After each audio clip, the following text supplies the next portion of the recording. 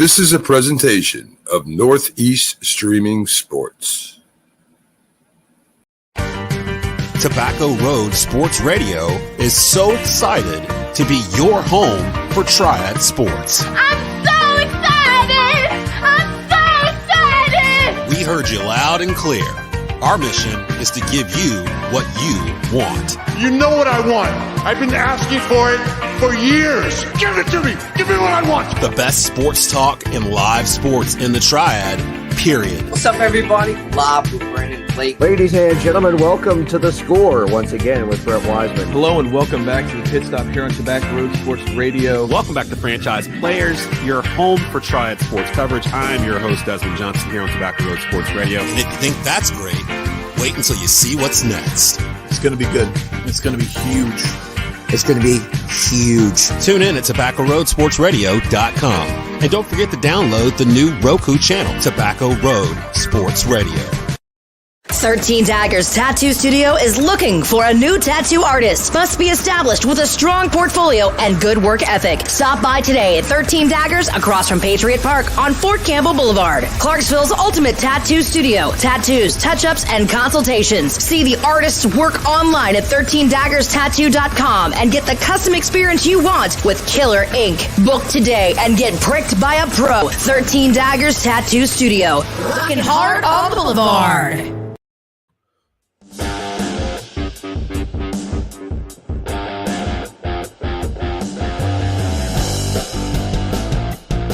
Good evening, ladies and gentlemen, and welcome to another episode of Frankly Speaking Sports on this beautiful Wednesday night, right out of Fort Campbell Army Base, about 5-6 on the road.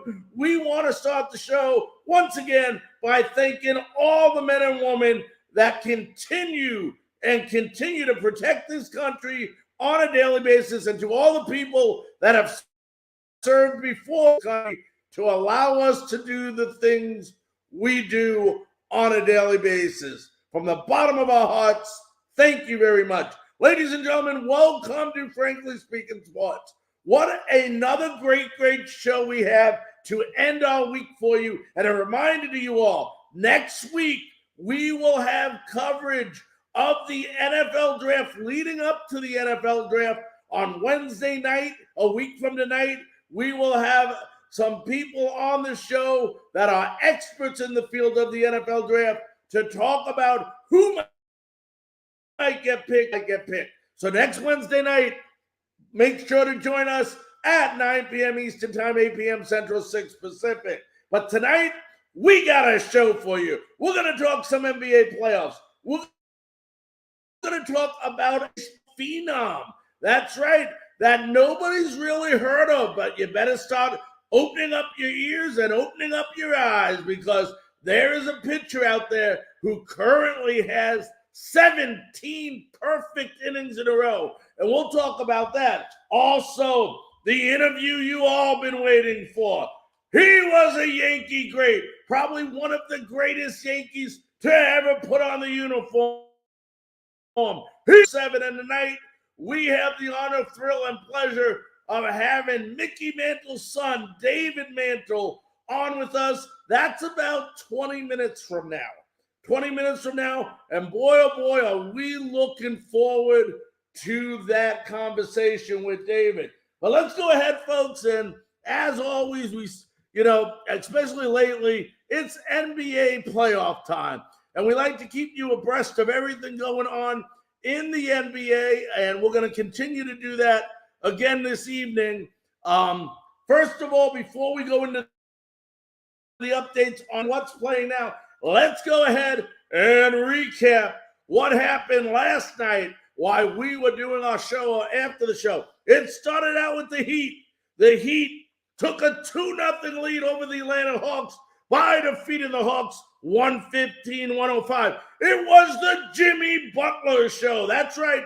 Jimmy the man Butler had points. 4 of 7 3-pointers, 5 rebounds, 5 assists, and 2 steals. He was 11 of 12 as well from the free throw line. 45 points. Meanwhile, Tyler Hero, 15.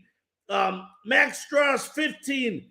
and Gabe Vincent had 14 points for Miami. Although Atlanta was led by Bogdanovic with 29 points, 5 3-pointers, 4 rebounds, 3 assists, and Trae Young, 25 points, 7 assists, 6 rebounds. Trae Young did not have a great game. Don't let the points fool you. He was 2 of 10 from 3-point range. And you know what was in this game is Atlanta, 19 turnovers. Listen to that, folks. Atlanta Hawks, 19 turnovers, and they were out-rebounded by the Heat, 40-34, 7-4 on the offensive boards. This, right now, Miami is in total control and outplaying Atlanta in this series, and they take a 2-0 lead on the Hawks. Game 3, that game will be in Atlanta. We'll see if the Hawks can steal one and get one back here in Atlanta. Otherwise, it's going to be real difficult for them to come back with this very powerful Miami Heat team. The Memphis Grizzlies said, you may have got us in game 1, but you're not going to get us in game 2. And that's exactly what happened last night. The Grizzlies came back. They didn't just beat the Timberwolves. They blasted the Timberwolves by 28 points, 124-96. Memphis, as always, it seems like, is led by Jay Morant, 23 points, 10 assists, 9 rebounds. But meanwhile, the big part of this game, guys and ladies, was this bench. The bench was unbelievable last night for the Memphis Grizzlies. They outscored the Minnesota Timberwolves by 60-44. That's right, 60-44. They outscored them by 16 points, which played a huge factor in this game as Memphis went on, like I said, to win by 28. Minnesota was led by Anthony Edwards, 20 points, 6 rebounds. Meanwhile, the Grizzlies out-rebounded Memphis 48-40. They out-rebounded them 14-4. Listen to that. 14-4 on the offensive side of the boards, which allowed them second chance opportunities. Meanwhile, the Grizzlies created 19 turnovers. The Timberwolves, just like the Heat did to the Hawks, the Grizzlies did to the Timberwolves the same thing. And they went ahead and they basically just out, they created 19 turnovers as well in this game, and they only had 9 in the game. So the Grizzlies tied up 1-1. You knew this was going to happen. The Grizzlies are a much better team than the Timberwolves, but it's playoff basketball. You never know what happens. And I'll tell you what, none of that was more true than the game that was late last night when the Pelicans, that's right, folks, the New Orleans Pelicans upset. And I want to read one quick comment. All righty. Just wanted to make sure everything was okay. None of that was more evident than last night when the Pelicans upset the Suns 125-114. This game was actually in control for the Suns at half. But then in the second half, the Pelicans came out, outscored the Suns 69-53. That's right, 69-53 in the second half as they went on to a 11-point win. Meanwhile, Brandon Ingram, 37 points, 9 assists, 11 rebounds, went 3 for 3 at the three-point line. Three's a while. G.J. McMullen chipped in with 23 points, 6 3-pointers, 8 rebounds, and 9 assists. For the Suns, it was Devin Booker leading the way with 31 points. He hit 7 3-pointers, 19 from field goal. But statistically, look at the Pelicans in this game. For those of you that like stats, the Pelicans shot 54.8. That's right, an amazing 54.8% from the field. They hit 17 of 30, 3-pointers for 56.7%. Their 3-point percentage was higher than their field goal percentage. Unbelievable. They were 16 of 20 from the free throw line, huge, 80%, and they out-rebounded the Suns 43-8 on the offensive side, and add to that 6 block shots. Pelicans just came out, they played, and they stole one. You never know, folks, in the NBA playoffs, what's going to happen. And this was a game the Pelicans were ready. They had showed that never say die attitude, and they whooped up on the Phoenix Suns. I don't think they can play a better offensive-minded game than they played last night. It's hard for me to believe, but if they can do anything close to that, oh my goodness. Watch out. Big game coming up in game 3. This one's going to be in New Orleans. We'll see how it runs. Let's go ahead real quickly, folks, and let's go ahead and see some updates, if I can do this real quick for you all. There we go. We're going to go to the NBA tonight as this updates. It's the end of the third period right now. The Brooklyn Nets are right now beating the Celtics 90-85. The fourth quarter is underway right now. Right now, if you look for the Nets, Kevin Durant, 21 points in this game right now to lead them. Meanwhile, for the Celtics, Grant Williams has 17 points, 3 3-pointers, and 6 for 6. I tell you what, both teams seem like they're shooting the ball well. The 52%, the Celtics 48%. But the big difference in this game has to be the three-point line, where the Brooklyn Nets are hitting 55.6% of the three-point attempts that they're making. So this is a game that could come down to the free throw line. Both teams already have made, both of them, 21 free throws in this game. So once again, we are entering the fourth. Now it is, let's go ahead with an updated score. There's 11-13 left in the fourth. The Nets 93, the Celtics 85. So they have an 8-point lead now with the pretty much a full period left. Meanwhile, it's the Raptors playing the 76ers. Raptors are down 2-0 in this series. They're trying to hold on. They're up by right now over the 76ers. For the Raptors, it looks like OG Anunoby, 13 points, 2 3-pointers, 5 from 8 from the field to lead them. Meanwhile, Harden has 12 points, 5 assists, and 2 rebounds. For us right now, both teams shooting over 50% from the field and from three-point line.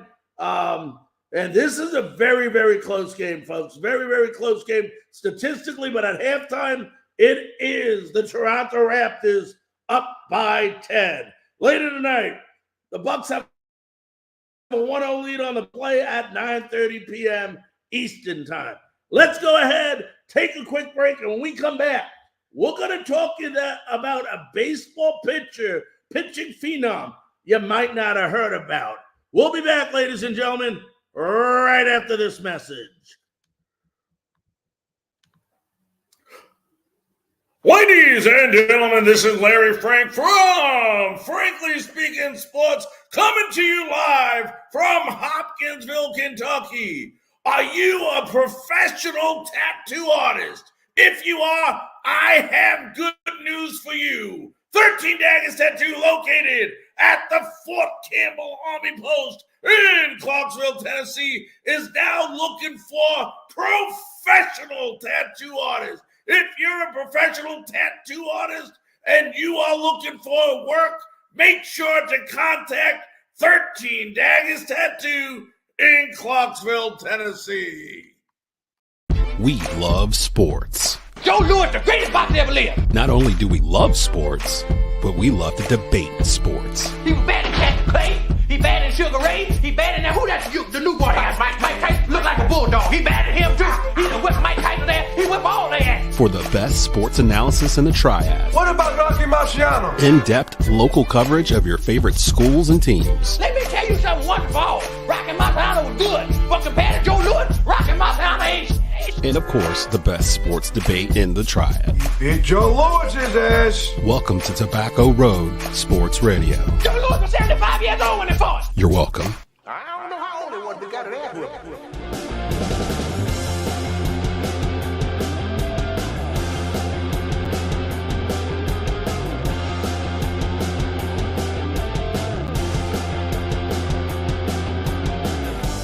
Ladies and gentlemen, welcome back to Frankly Speaking Sports.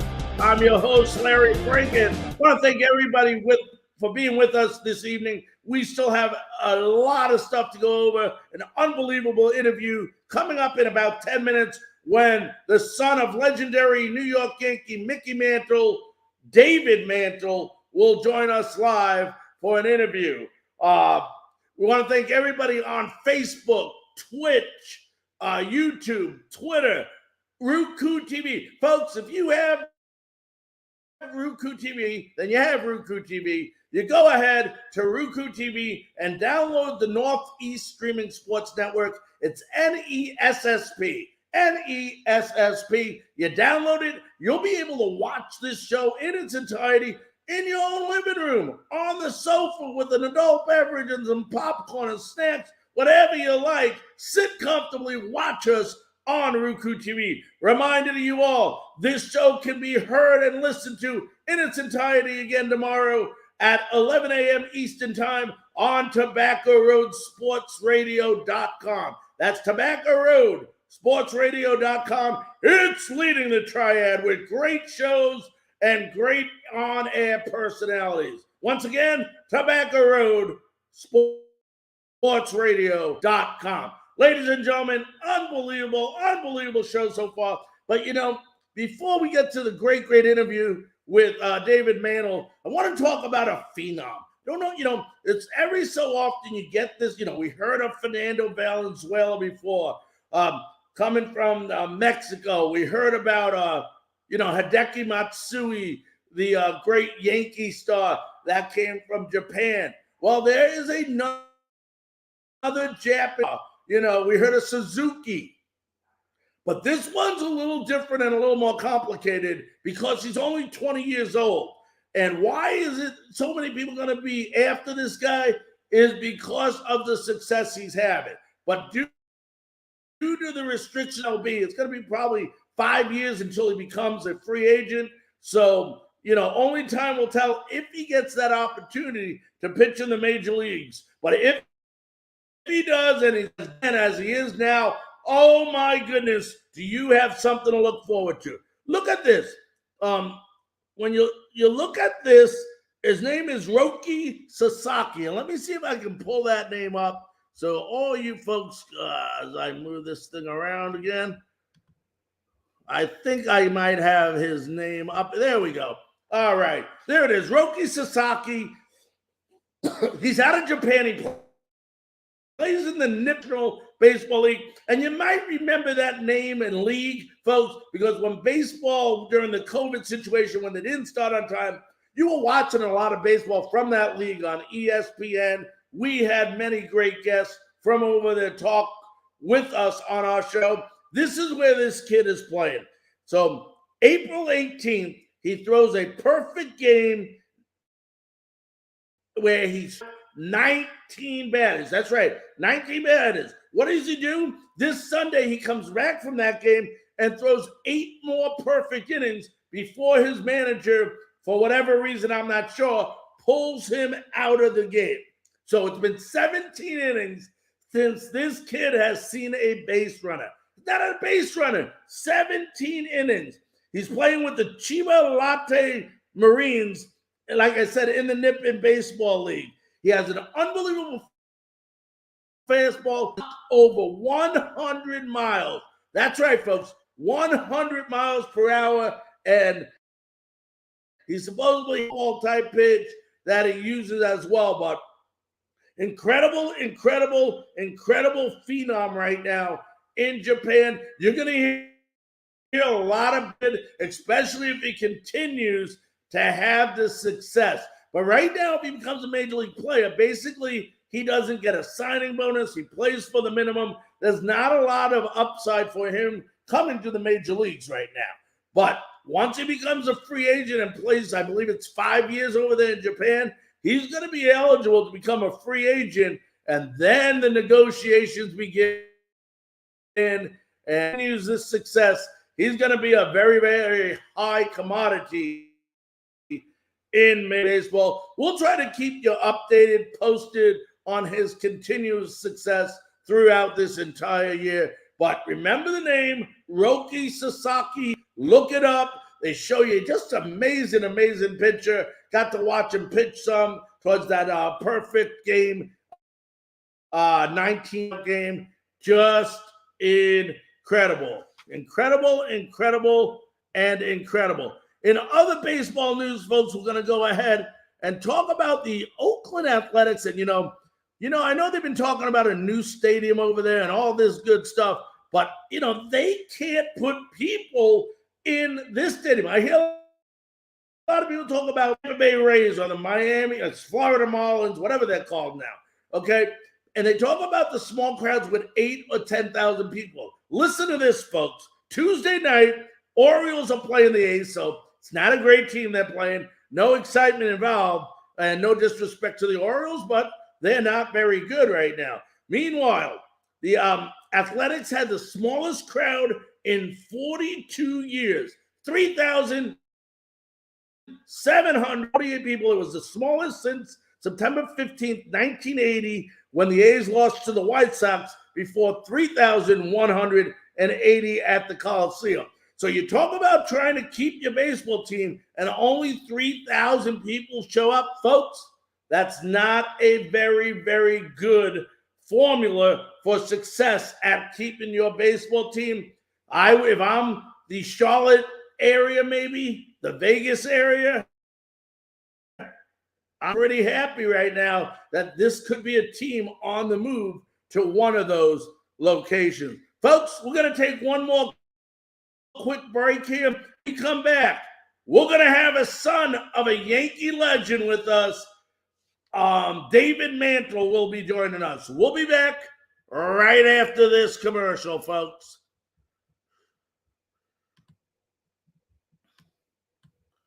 Did you know that tattooing dates back to the Stone Age? Did you know that tattoos were once a symbol of high society? Did you know that Theodore Roosevelt had a tattoo? Did you know that 13 Daggers has been serving the area for nearly a decade? Whether you want bright, vibrant colors or depth built from black and gray, let 13 Daggers create a custom piece of art just for you. Schedule your appointment and come get pricked by the pros. 13 Daggers Tattoo Studio, across from Patriot Park on Fort Campbell Boulevard. Walk-ins always welcome. 13 Daggers Tattoo Studio, working hard on Boulevard. Here at Tobacco Road Sports Radio, we ask the tough questions. Hey, you got any left-handed footballs? We're never afraid to tell you how we feel. Come on, we look like the damn Bad News Bears. We'll debate sports. We'll debate anything. Man, you lying. You ain't never met Martin Luther King. Not the way out of me. Yes, he did. No, he didn't. Yes, he did. No, he did not. No matter what, Tobacco Road Sports Radio has you covered. I'm going to come right back at him. Soldier. You're listening to Tobacco Road Sports Radio.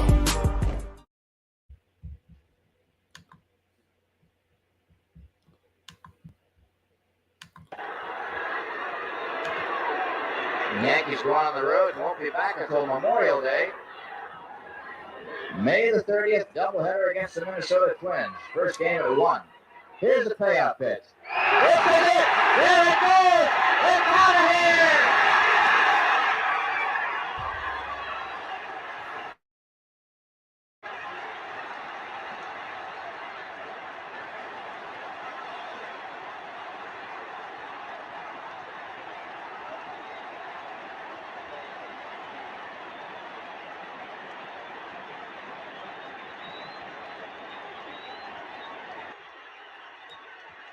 Yes, oh yes, that was Mickey's 500th home run. I was just a baby. I think it was 1 or 2 years old when that happened, but I can still say it happened in my lifetime. Ladies and gentlemen, it is my great honor, it is my great thrill, and it is most of all a pleasure to now introduce the son of Mickey Mantle, and we have him live here in the Frankly Speaking Sports 13 Dagger Tattoo Studio. Let's welcome in David Mantle. David, how you doing tonight, buddy? Real good, sir. How are you all? David, I'm doing great. I'll tell you what, let me ask you, were you at that game your dad hit that 500th homer? No, I was not there that day, but I think it was Mother's Day, if I remember right, because I don't know if it was true or not, but I don't know if it was just a joke between mom and dad or not, but he said, I told you I'd hit you one. David, talk about this. Know. Excuse me? It's baseball season just began. Every year when baseball begins, it's got to bring back some great, great memories of your dad. Oh, it did. First thing that I always remembered was that, Dad would go to, meet the team and stuff like that. And then after spring training got going, we would come down to Florida too. And we were down there for about, 6 weeks or whatever, just hanging out with the other ball players' kids. So to me, I always think of spring training. That's when the wives were together, the players were together, and the kids were together. David, how tough was it for you growing up being the son of a legendary New York Yankee? Well, I tell you what, it was you always have the good with the bad. So that's how I look at it. I mean, it's hard to we've lived a blessed life and stuff, and you just have to kind of take the bad with the good. But we survived it. Now, you must be a good luck charm because you're born in December of 1955. 2 months later is spring training, and you know where I'm going with this. Your dad has his best year of his career, winning the Triple Crown. What do you have? 52 homers, 130 RBIs, a 353 batting average, and he won the MVP. Is that just amazing? Amazing how right after you're born, you had to be the good luck charm. Well, it's funny, when you talk to people that are fans and stuff, they'll mention stuff to you, and it's just hard to believe that, now I guess it's harder on Dad than us kids, but you very proud to have all that people being fans. Yeah, as we look at a picture of you and your brother with your dad here up on the screen there, as you can see, one of my favorite pictures. I love that picture of you guys. That's a great one. Yeah, that was a great one. I heard this story once, and maybe you can elaborate on it, but your dad one year during baseball, and I don't remember what year it was, David, but he started worrying about whether he was a good father or not because his job took him away from the family a lot, obviously, when they went on the road.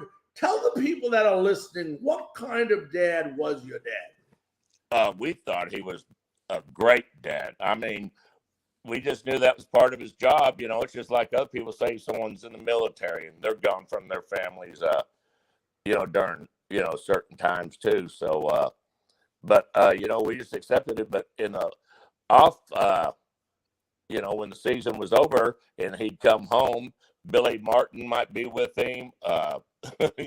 You never know who's going to sit, but we'd end up playing almost every weekend. We'd play football out back with our friends, and Dad would always be the quarterback. Yeah, and I heard every day you guys would play football out there. But one thing, your dad had speed. He had power. He was an unbelievable player. But when I heard of your dad and I talked to people that knew your dad and played with your dad, they said that it was more important for your dad about what his teammates achieved and what the team did as a whole than it was for what he did as a whole. Oh, yeah. He was, what he always wanted to be remembered for, and we did that for him, is, where he rests. We've got on there, great teammate, and Dad said of all the trophies, whatever awards he won and this and that, he just wanted to be known as a great teammate. Now, when your dad retired, you were 13 years old, David. I think around 13 years old. How much of your dad playing do you remember? Some of it I do, but, not a whole lot of it. It's weird because, we were there, and as we got older, we didn't go to the ballpark as much. we would just hang out with Mom if we were up and, like, living right outside the Bronx there in Jersey. But we would shoot, I don't know. It was just one of those things. Yeah. Now, talk about your dad's relationship. I knew Billy Martin real well. I worked with him back in '88 when he was still the manager of the New York Yankees. And I'll tell you what, my experiences with Billy, I'll tell you right now, was top notch. He treated me like unbelievable. I don't care what anyone says about him. To me, he's probably one of the greatest managers of all time. Talk about, you hear how close your dad and Billy were. How close we were also they? think Billy should be in the Hall of Fame for manager. Yeah, and how close were your dad and Billy? Oh, they were very close. I mean, there was, like I'd mentioned, there was many a time that in the off season, Billy would come stay with us. There was an extra room out back, and that's where he would stay. And of course, I know Mom loved Billy too, but she probably going, not again. I understand completely, David. But David, talk about, your dad was tough, man. He had, a lot of people don't realize that he played, what was his last 7 years with with knee injuries, and he kept playing and playing and playing. You don't see that anymore in today's game, that a guy like your dad continuing to play. Today they'd be out for 60 days before they'd come back. Talk about your dad's toughness. Well, I'll tell you, besides the toughness, he also knew that the person sitting next to him on that bench, if Dad missed too much, could take his place, because, the other players were just as good, and Dad was worried about losing his job. And a lot of them were. They didn't get in back then. You're right. Yeah. That was common. Because after the season, they came back home and went to, before Dad got lucky and started getting some contracts, he went back home, and this before we were born, he was still working with his dad in the mines there. Your dad took over for another Yankee legend, which a lot of people don't realize, that he took over center field from Joe DiMaggio. You're right. So now you have the pressure on of succeeding another legend. Did your dad ever talk about how difficult? I mean, obviously he didn't have much of an issue, because look at his numbers. But was the transition a tough transition for him? He'd probably say it was, but I don't know. I just think, besides that, being that type of a teammate and stuff, that's probably why, he did try so hard too with Joe still there, until he got injured that year. Of course, that was in the World Series, but he would just go up. Dad didn't want to let the team down, so he was always worried about. You could see, if you see some of the old photos, if he struck out, he'd throw his helmet or something. He wasn't too happy. David, did he ever try to get you to play baseball? Not baseball, but like I said, we played more football, and I thought me and all my brothers were good at football. Of course, Mickey Jr., he did play for a little bit in the minors and stuff with different teams. And I never played, but I was just more comfortable at football. And I just, because I always decided that, in football, you can't strike out. That is true. Who did you idolize? Which athletes was it when you were growing up, David, that you idolized? I tell you who I still really like, and I hope Yankee fans don't get mad at me, but I like George Brett. And, he could hit too, George Brett. Yeah, he was just a good player, and I was happy that they won it that year. He got at least one ring in his career. You and I talked earlier today, and one of the big things that's happening this year at the new Yankee Stadium is they're bringing back Old Timers Day. And all the old greats that are still alive obviously show up and participate. But there was a time that when the Steinbrenners took over the Yankees, it wasn't too comfortable for your dad to show up at the ballpark much, was it? No, not really. I don't know really what it was. I think Dad and Mr. Steinbrenner admired each other, but I just, it was just something happened with Yogi one time, and Dad took up for Yogi. So I think that's what just kind of stuck. I could be wrong. I'm not sure. I wasn't there, and I never asked Dad about it. Now, what's the one memory that you have, David, of your dad that you'll never, ever forget? Let's see. God, there's so many of them because it's like, he came to me one time and he was sitting there and talking about being a bad father and this and that and everything. And then he goes, "Do you love me?" And I said, "Yes, I love you." And he got up from he was sitting on the edge of my bed. He got up and walked out of the room, and I could hear him go to their bedroom. And he told Mom that. He goes, "Did you hear what Dave said? He loved me." And I was just going, I think he really thinks that, I don't know why he ever thought he was a bad father or stuff. Now, you've been to the old Yankee Stadium.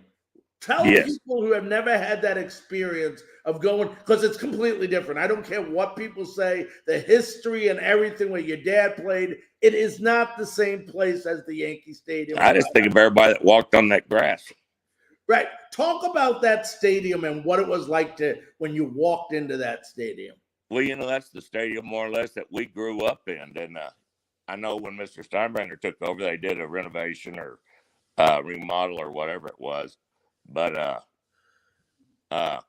being that old stadium, Mickey Jr., he remembered the best of it. But it's funny, one time when we were up there after Dad passed away, we were at Yankee Stadium for something, and Mickey goes, "Do you remember these halls, David?" He goes, "I do." And he talked about like the smell and all that stuff. Oh, yes. Good old Yankee Stadium. I always ended up with a flat tire every time I left that place.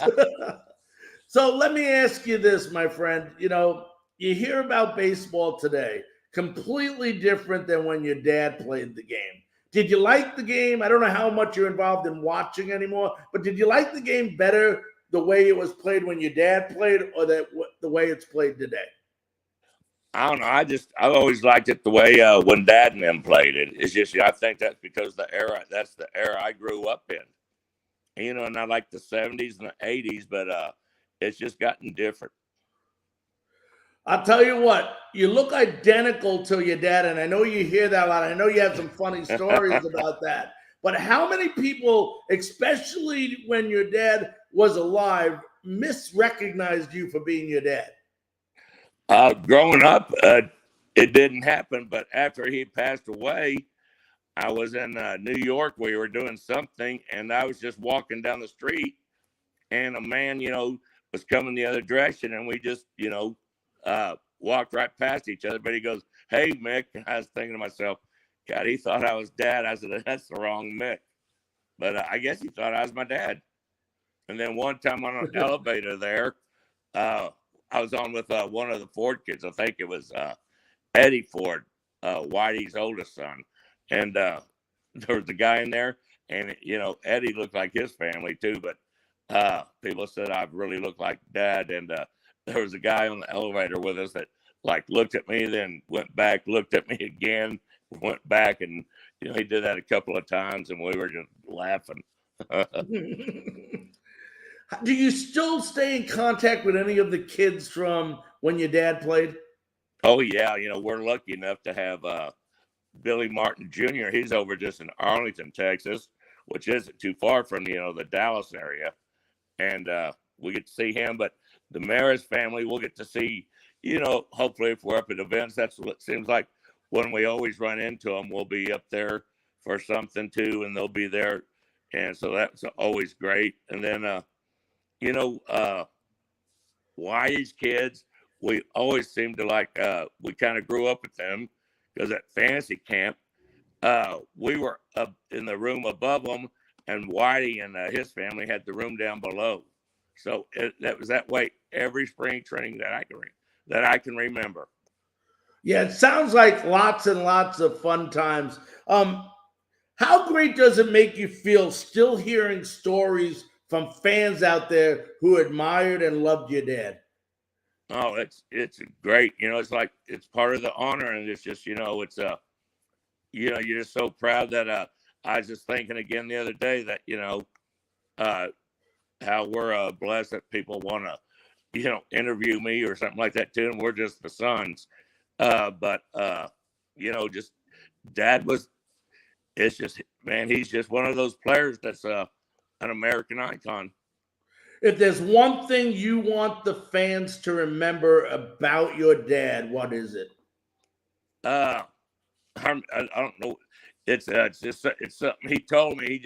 He told me one time when I was taking him to the airport, he just, was looking at me and he said that, hey, if you always be where you're supposed to be unless you're in the hospital. And I've remembered that since the day he told me. Now, did you got to meet Yogi many times? Was Yogi always that character that he acted like on the field?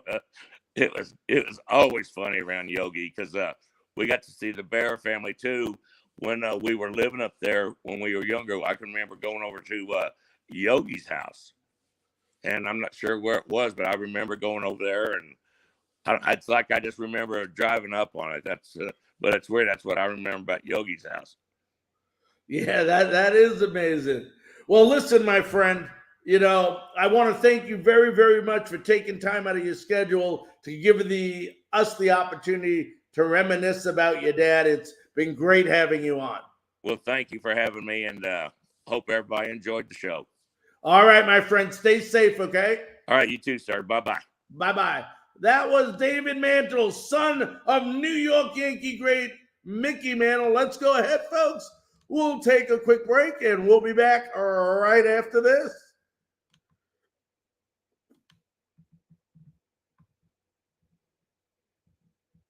We love sports. Joe Louis, the greatest boxer ever lived. Not only do we love sports, but we love to debate sports. He was bad in Captain Clay. He bad in Sugar Ray. He bad in that. Who that's the new boy has? Mike Tyson look like a bulldog. He bad at him too.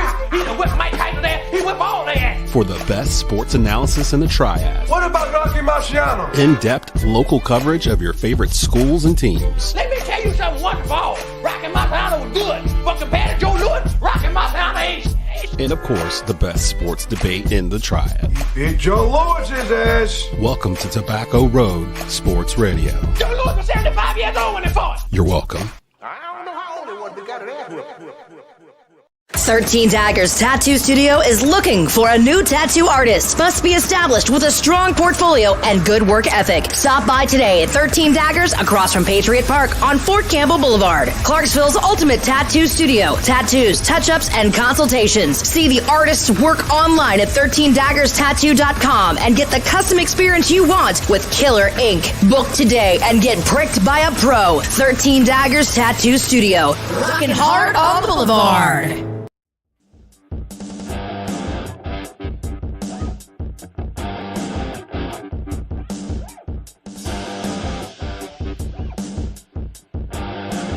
Ladies and gentlemen, welcome back to Frankly Speaking Sports. I'm your host, Larry Frank. Hope you enjoyed that. It's great to have, we had Billy Martin Jr. on before. We had Vada Pinson's son on before. And now we had the opportunity to have Mickey Mantle's son on. And I'll tell you what, we've been honored to have the kids of some of the greatest athletes to ever play. People forget about Vada Pinson, was one of the greatest outfields during the 1960s, as was, Mickey Mantle in the 50s into the 60s. So it was incredible. And then everybody knows the great Billy Martin, as we speak very highly of him, always on this show. But, what a great interview. It's great to reminisce about the old days. And, sometimes when you're growing up and you hear these names, Babe Ruth, who I never got to hear about. I don't know even if he was alive. I don't remember when he passed away, but it starts sounding like a fairy tale, almost to the point where some of us go, did this really happen? Did he point out to center field? Is it a story? Was Mickey Mantle real? Was Joe DiMaggio real? Yes, they were. Now, of course, I was alive when Mickey retired. I wasn't alive when Joe retired, but it brings back reality to you, and you realize that this is real. These are real athletes. It's amazing and amazing when you get the family members of these folks on and they get to tell you the great, great stories. You heard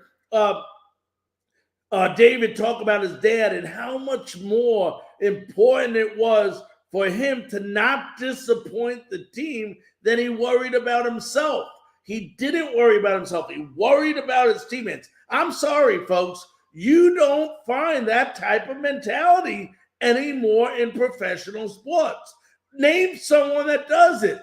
There's no greater athlete like a Mickey Mantle that will ever, I don't know, I won't say ever, but I find it hard to believe can worry more about his teammates than himself. Don't look at basketball because LeBron James sure doesn't do it, okay? And you look at these other folks, don't say Tom Brady does it.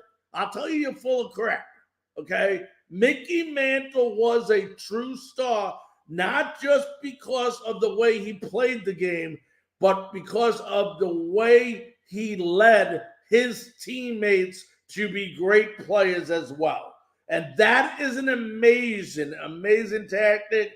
This guy played with bum legs for, like I said, throughout the 1960s. I don't remember when he first hurt his leg, but he would hobble out there and play at a high level. I mean, he played when there was some great center fielders. We mentioned Vader Pinson. Willie Mays played back then. There were some great center fielders, but I'll tell you what, the number one center fielder in my eyes will always be the Mick. Number 7, Mickey Mantle. Thank you so much, David Mantle, for joining us tonight. It was my privilege and pleasure to have you on this show. Now, we're going to go ahead real quickly. I want to try to update you on the NBA scores. As I promised you, I would keep you updated. It's the end of the 4th period, and the Celtics came back and defeated the Nets 114-107. They outscored the Nets 29-17. 29-17 in the 4th quarter. They outscored them 59 to, it looks like 42 in the second half. Looks like Jaylen Brown tipped in 22 points, 9 of 18 from the field, and 4 rebounds and 6 assists. Meanwhile, Kevin Durant, in a losing effort, had 27 points for the New Jersey Nets. And, this is what happens, guys. The Nets, they ended up shooting 46%, but the Celtics came back strong, shot 52% from the field. They hit 80%. They made 25 of 31 free throws in this game. They threw the ball around terrifically, getting it around, had 27 assists in this game. Just a big, big, big win by the Celtics to go up 2-0 in this series. Meanwhile, it looks like the third period has about a little over a minute and a half to go. The Raptors are leading the 76ers by 4 points, 73-69. Meanwhile, for the Raptors, it looks like, let's see, Gary Trent Jr. has 19 points, 3 3-pointers in this game. Joel Embiid has 20 points, 7 rebounds in the game for the 76ers, as that game is about to go into the 4th quarter with the Raptors leading by 4 points. One thing that sticks out in this game, a couple of things that stick out in this game, is the 76ers are hitting 55.3% from the field after 3 periods.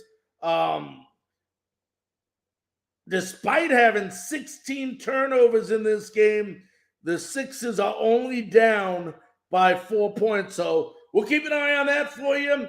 It is now 73-70 as they hit a free throw with 1:20 left in the third period. Wanted to ask all you folks on different platforms, if you want to go ahead, we got about 10 minutes left in the show. If you want to chime in and talk a little bit of no matter what sport you want to, go ahead, leave a comment under the comment section. You can leave a question, and we'll get it on the air, just like this gentleman did right here. We'll get you right on the air. You know, a lot of people asking about the Blues and will they win the league? And, you know, you look at the NHL standings, and it's starting to wrap down, and we'll talk a little, NHL here for a minute. As I look up, I wanted to see where St. Louis in the Western Division, they're 46-20, 103 points. They just happen to be in one of the best leagues. But you got Colorado that is just incredible with 116 points. St. Louis is tied with Minnesota in the Central Division of the Western Conference. And it's anybody's game right now.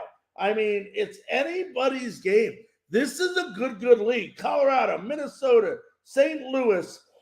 And if you go into the Pacific Division, you got what? Calgary, Edmonton, Los Angeles, Vegas. I mean, the Western Division is stacked right now. But I do like St. Louis.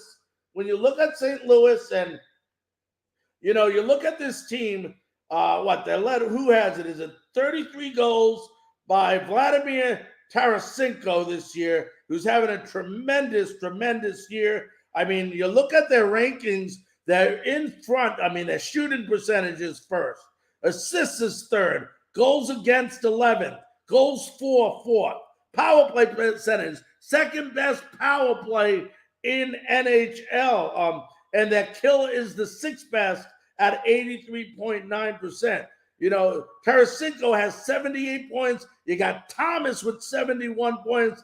And you got Buchnevich, who has 71 points. And don't forget Kyrou. He has 68 points. You got a lot of guys performing on this team. And then, of course, you got a great goaltender in Ville Husso. He's just having an incredible. Let me see if I can get some stats on him. There it is. 2.46 goals against average. He's 24-6 on the season. And, they say when you get to the playoffs, your defense is only as good as your goaltender. And you have one of the best goaltenders in the league, Frank. So when you look at this St. Louis, it isn't going to be easy. You're in a tough division. You are in the Colorado and all these great teams that we just talked about in your division, Minnesota. It's going to be difficult. It's going to be difficult, but they have the makeup to do damage. They're not going to play Minnesota and Colorado first. So I look at the playoff picture and I try to look if I can do the West here. I want to see if I can tell you who they would play. You got the wild cards here. So you got Colorado is probably going to play what? I'm not sure how many teams it is. But either way, they should definitely get by the first round. The second round is going to be tough. But if they play good hockey and they go into this playing good hockey, right now, if you look at the Western Division, St. Louis is what? They won one in a row in the last 10 games, but they couldn't lose many if they're 46-20. So, Frank, they got just as good a chance as anyone. But you got to remember, on the eastern side of things, Tampa Bay's won the last 2 years in a row. They're taking a lot of credit here because they're not necessarily in the lead. You got Florida leading that division, but this is still a Tampa Bay team that has 100 points. The fans in Tampa are giving them crap. Yes, Florida's got 116 points. Toronto's got 108. You have Carolina, having an outstanding year. Watch out for that Carolina Hurricane team.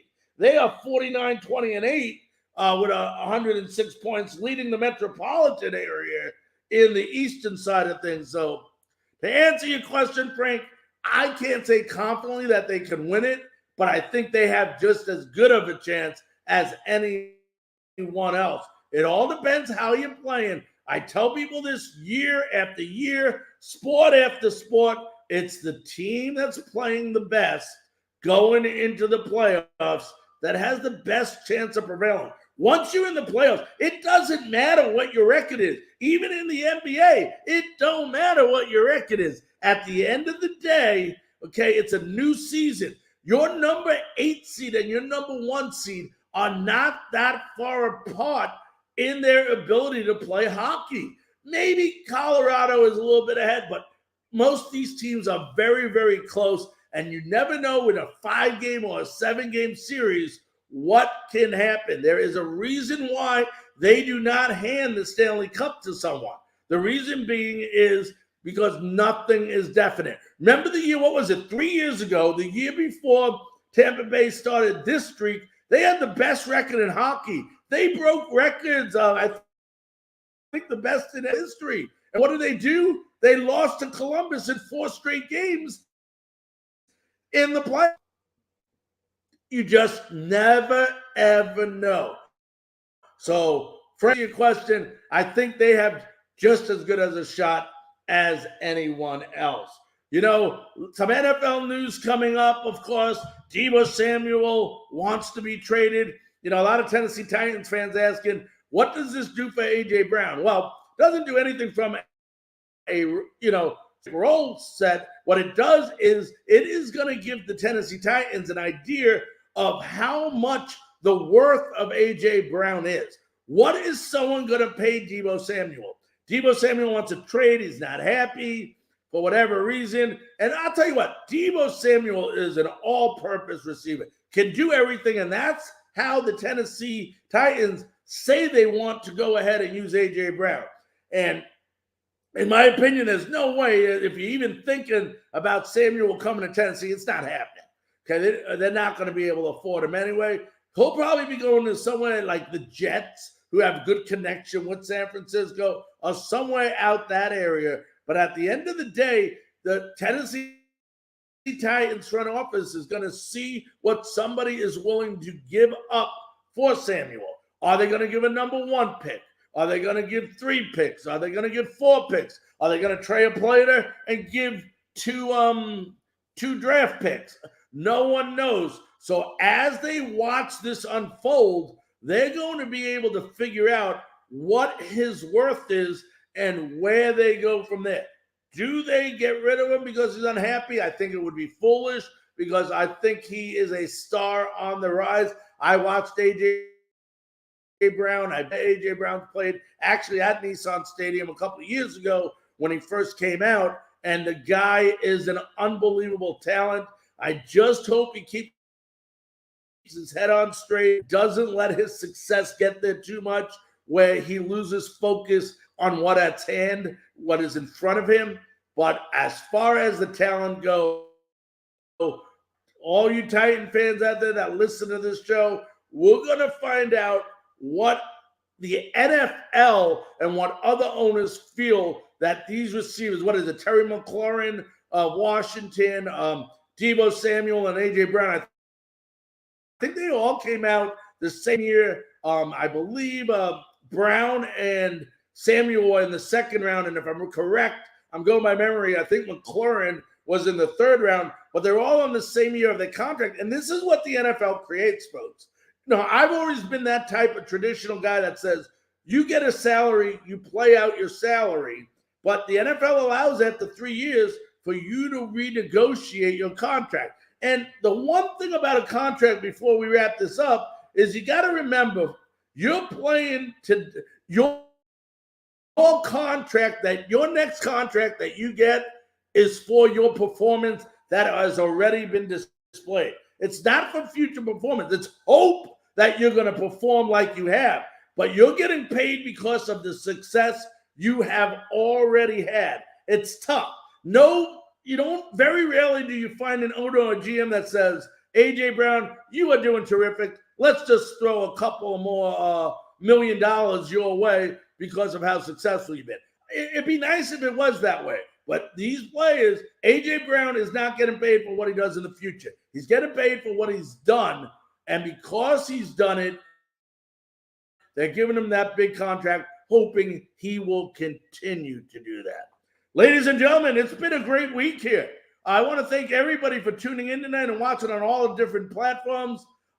Thank you very, very much. Next week, we'll have a lot on the NFL draft. We got some great shows in store for you. We'll start Monday night, 9 p.m. Eastern, 8 p.m. Central, 6 Pacific, right here on our local channels. On behalf of all of us here at Frankly Speaking Sports, I want everybody to have a good night and a great weekend. Goodbye.